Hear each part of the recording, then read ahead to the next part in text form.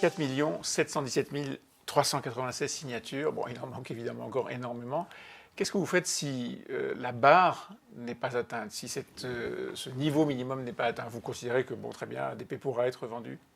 Non, écoutez, moi je pense que d'abord la barre va être atteinte, donc je ne me place pas du tout dans cette option. Mais le problème, c'est que ce référendum d'initiative partagée, on le voit bien, la logique c'est que ça revienne devant le Parlement, que le Parlement se saisisse de ce sujet et vote sur ce sujet. Ce qui fait que le référendum, en réalité, n'aura pas lieu. Et il est bien là le problème, c'est que si on veut vraiment demander l'avis des Français sur des sujets qui les mobilisent, celui-ci en fait partie, il faut ouvrir largement toutes ces possibilités de référendum. Le référendum n'aura pas lieu, et pourtant, vous faites campagne pour qu'il y ait un référendum. Je ne comprends pas la logique. Non, mais parce que nous voulons mettre le gouvernement face à ses responsabilités, lui faire comprendre qu'il y a un nombre très important de Français qui veulent s'exprimer sur cela. Si le gouvernement souhaite être sourd, s'il veut considérer qu'il doit avancer à la schlag, comme il le fait depuis un certain nombre d'années sur un certain nombre de sujets, depuis son élection, eh bien, nous verrons, nous le mettrons devant ses responsabilités. C'est important qu'il prenne en considération les aspirations des Français.